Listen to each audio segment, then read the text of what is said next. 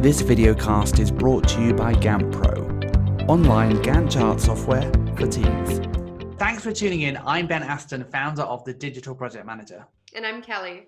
And today we want to talk all about project manager interviews, how you do a great interview and how you get the job. So in previous videos, we've talked about your project manager resume and what being a project manager is all about. Now, there's this little step between submitting your resume and getting an interview. Hopefully, after submitting your resume, you get an interview, but often you won't. And just one thing I want to say is if you are thinking about interviewing for project manager roles, you've submitted your resume to different places, one thing that you absolutely have to do is follow up. And people want to know that you're keen. And there's got to be a way that you can stand out for the crowd. So your CV or your resume is going to be in a massive pile of CVs. So reach out to the HR person, find out whether or not your CV or resume has been reviewed yet, and ask for a quick chat about the role. Just make sure that you find ways to stand out. Maybe you could find out who the hiring manager is and ask to go for coffee with them. But then comes the big event, the interview. So what we're going to do in this video is talk about what you can do to maximize your chances of landing that project manager job by thinking about what you can do before the interview, what you can do during the interview, and what you have to do after the interview. And so Kelly and I are going to talk about interview tips for project managers. So Kelly, before an interview, before your project manager interview, what are the things that you think someone should be thinking about, someone should be doing? How do you plan and prepare for this big event, this chance of getting a job? Right.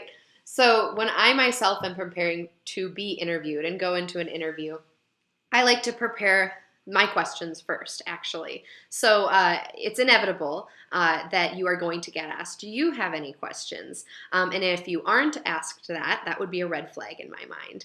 More or less, or more often than not, you are going to be asked, do you have any questions? And it's really, from an interviewer's perspective, it looks really bad if you don't have questions. If you just say, nope, I'm good, or not right now, I think that shows that you didn't really study up for this, you didn't look into it, you didn't put any time into it, and it's just another interview. So that's a red flag to me when I'm interviewing.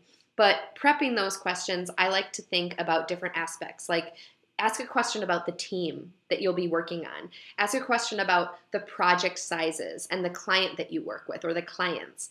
Ask about work-life balance. So have a little bit of those kind of black and white questions, numbers, and have questions that are more, soft skills or, personal questions, so that you are rounding out really all of what comes to your mind. And think for yourself, like, what am I looking for? If you are dealing with a challenge at your current job with collaboration on the team and you feel like there's a lot of remote people, you aren't able to connect, it's hard to get everybody in one room, ask a question related to that in your interview. Say, how do the teams collaborate here? Do you have a lot of remote employees? What does that look like for team meetings and checks and balances? So gear whatever the reasons are that you're leaving or looking to leave your job, and gear those toward the questions you're going to ask. Now, when I prepare going into an interview and I'm preparing for the questions they're going to ask me, I want to know, I want to have examples on a piece of paper in front of me of what I would touch on for certain questions. So challenges with budget, challenges with timeline, challenges with scope, challenges with team members, because while you can touch on your successes too, have your good examples in your back pocket. I find that in interviews they mostly ask about challenges. They mostly ask about what did you do in a situation when, and I don't want to think in front of them and have that dead silence that you're going to lose them, especially if it's like before lunch and they're like, oh, let's just cut this short. Have those examples ready to go. Well, there was this time that when I had this budget to work to, and that this scope was, further and beyond that, and tell them about that. Tell them the story, because that's what's going to make you stick in their minds. Yeah. So I think what we're talking about is this pre-research, this pre-planning is really important. So whatever you do, if you have an interview booked, don't just rock up to it. Make sure that you've planned. Make sure that you've got some questions. And I think there's some really practical things we can do as well. So part of that research should also include planning how you're going to get there in time, making sure that you can show up early, planning and what you're going to wear, and making sure your outfit is ready and looks good and is appropriate for the kind of role that you're going for. Kelly talked about preparing questions, and one way that we can do that is have them written down. I think it can look actually really organized, and it's fine to walk into an interview with your own notebook and to open it with your pen. And on one side, maybe you've got the questions you want to ask.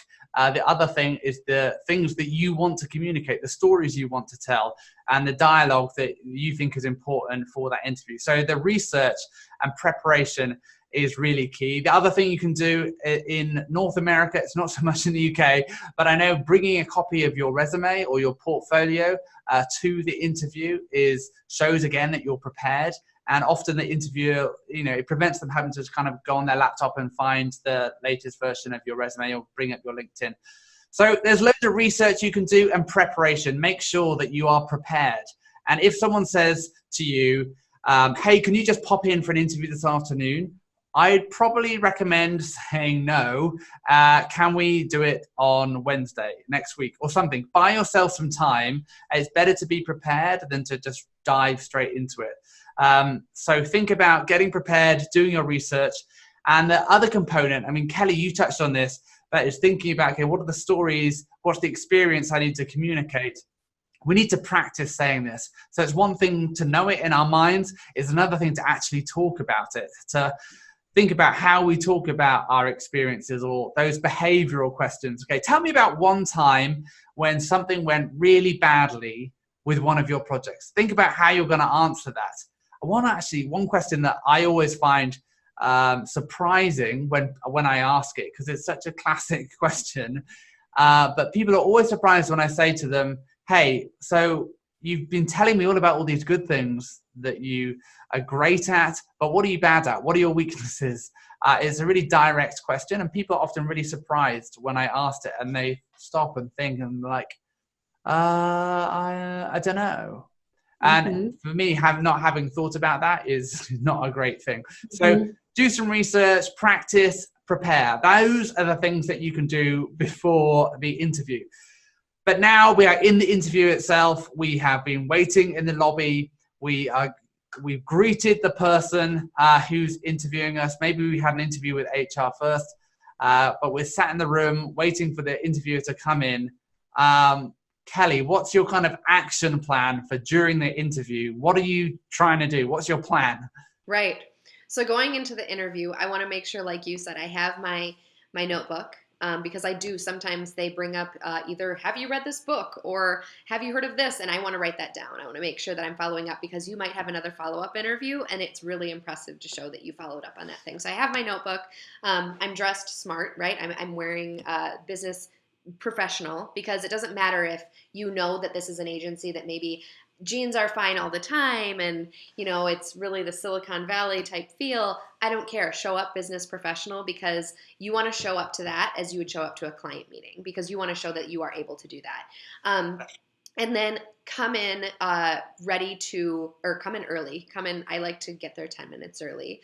And then say, I know I'm early, but I want to, whatever. And then I think that once you get in, you have to focus on making eye contact. Put your phone away. Put it on Do Not Disturb. For the love of all things holy, don't let your phone go off in an interview.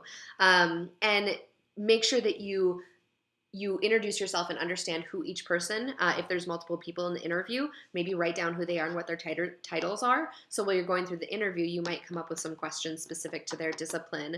Say that one person is in charge of the development team, creative team, etc.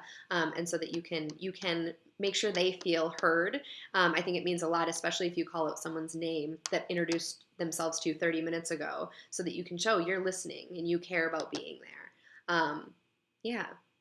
Yeah, so I think personally for me, what I'm trying to do as soon as I'm in that interview, I mean, you talked about establishing eye contact, which I think is really important.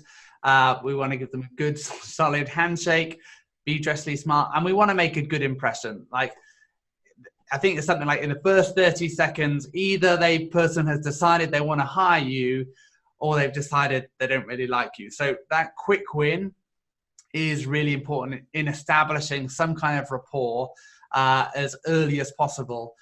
so we can get the person to like us. So how do we get them to like us? Well, people like people with energy, with enthusiasm, with positivity.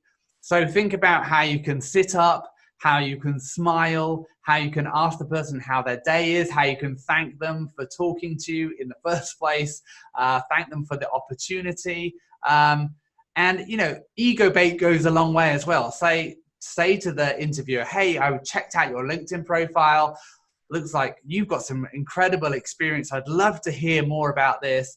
Or do you know what? I actually checked you out on Instagram. Looks like you had fun at the whatever game it was. I was also there. Find ways to build rapport with this person and to show that that if you were to work together, you guys would get along. So think about building rapport as quickly as you can. And then I think for me, what's important is being assertive. So we have an opportunity as an interviewee to drive the conversation, and we can have a dialogue that we plan and a story that we can tell.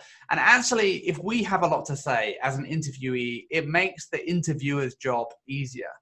So where you can elaborate on a question, elaborate on it. Where you can build out an answer, do so, because the interviewers sat there thinking, okay, what am I going to ask them next? If you as an interviewee can just carry the conversation, it makes things a lot easier for them. So make sure that you tell them about yourself, about how your past has given you the experience that's appropriate for the job, how presently you're looking for the kind of role that will give you the opportunities and chance to show how you've got skills in particular areas, and how your plans for the future align with where the company or the organization are going. You want to show that alignment in trajectory from past through to the present and into the future, that this person has the experience, they're going to stick around for a long time and be great for the company. And right now they've got the skills the organization are looking for to be successful. So clarify why you want the job, why you're a good match. But I think it's also another way that you can establish rapport is to ask the interviewer, hey, can you just tell me, like, what are you looking for? What is the ideal person? What's their profile? How can someone in this role knock it out the park? What does success look like in this role? And they're going to tell you what you need to then repeat back to them. So if they're going to say, well, do you know what, for us, the most important thing is a project manager who can just grab a project and run with it, who can be quite independent, who can manage a complex technical team, who can manage creative development and user experience, who can be strategic. Then what you do is say, oh, well, that's interesting. Let me tell you about a time when I led a really complex technical project. Let me tell you about a project I did recently that involved a lot of creative development and user experience. And by having that picture of what they're looking for, we can mirror that in our responses to them. So have that dialogue prepared and build rapport. And Kelly, you talked about being prepared to answer those classic interview questions about behavioral ones, scenario ones. Have you got any kind of thoughts on what makes a good response to a behavioral question and what makes a bad response? Absolutely. So I think let's start with a bad. I think that a bad response to a behavioral question is when the interviewee gets personal. When and I say that in a way where you can tell that they are a bit burned by something, or they start to bring some ailments from their current or a previous job, and you can tell that they're offended and that they held on to this, and they start airing their laundry, and it's like, okay, and instead turn that into, okay, this is a challenge that I had. This is why it was really challenging. This is what I learned from it. This is what I'm going to do differently. This is what I don't want to do based on that experience, rather than saying, well, there was this development team I worked with and they were X, Y, and Z, and they didn't do this, and the account manager did this, because that tells me that you're going to blame a lot of other team members, that you aren't accountable for things, that you're still holding on to this thing, and that doesn't look good. So I think that is a poor way to approach a behavioral question, or really any interview question. But then a good example is taking the question, having a specific event or example to dig into and to apply it to with a client. Talk about what the client was, what their industry was, what the budget was. So talk a little bit about the context without getting too much in the weeds, what the challenge was, and then the solution that you found. The solution may be that you had a retro and that you identified the solution, identified the next steps. It might not be that the solution was applied on that project. I just do think that a good response is ending in a solution. So I have had interviewees that start down a path of a challenge they had and they never really get to a solution. They just talk about the challenge and it's like, okay, but how did we get out of that? Or what did we learn from that? So make sure that you're ending your responses with the solution because that's gonna ring true a lot better. Yeah. And I think, ringing true, I think is so important. And I think often when people answer like, tell me a time type questions, they can think the interviewer wants to know that they are always successful. And the reality is, as people who manage, project managers, we know that projects never go to plan. We know that projects don't go right. We know that things go wrong. And actually, as long as we're learning from our mistakes, then that's fine. So we don't want to sugarcoat things. We don't want to tell lies about how successful we've been because no one's going to believe you. So Be truthful, be positive, and be clear about the lessons that you learned through the mistakes that you made, because those are more important than you saying, hey, well, I've never had a project run over budget and I've always delivered projects on time and my team have always loved me and my clients have always been so helpful and supportive because they liked me. Everyone knows that that's not true. So try and be truthful and honest and be clear about what you learned, and people are going to be much more inclined to believe you and believe you that you're the right person for the job. So there's a lot to think about during the interview. And so that's why this preparation and practice is so important. In another video, we're going to talk specifically about interview questions and answers and how we answer some more of these questions. So look out for that. But one thing I would say is at the end of all this, make sure you close on a positive note. They've asked you lots of questions, you've responded, you've asked them questions back, you've tried to communicate why you're a good fit for the job. Make sure that you're positive, that you end the interview by saying, hey, is there anything else that you wanted to ask me? Do you have any issues, or are there any kind of red flags for you on why I might not be right for this role? Give an opportunity for them there to raise any issues that there might be, because there could be things that are in their mind. They're thinking, hey, well, Kelly looks all right. And she's answered these questions okay, but she hasn't told me that she loves her job, and I want to know that she's passionate about this. And if you ask the interviewer, hey, is there anything, and they'll probably tell you what their reservations are, and then you can allay their fears there. So always make sure at the end of the interview you wrap it up positively. You give them no reason not to offer you a job. Tell them that you want the job. Tell them that you appreciate their time. Be positive. And then afterwards, Kelly, tell me what happens after the interview. Do you just go home, cry and think of all the things that you would do differently next time? Or what's your plan? No, you send your thank you email. I even sometimes I've gotten in my car and before I pull away, I'm still parked, I'm going to send a quick email from my phone just saying thank you. But you don't want it to be like THX Kelly at the end, and so take the time to write out a nice thank you email. Make sure you're addressing each person. Tell them why you're thankful for the opportunity, that you look forward to hearing back on next steps. Tell them not to hesitate to reach out if they have any further questions or need any references, and touch on some things that you maybe touched on in the interview. Oh, here's the link to that book that I brought up, and make sure that it's something, because that they will remember. I have just gotten brief emails just saying, hey, thanks for your time, really appreciated it, signing off.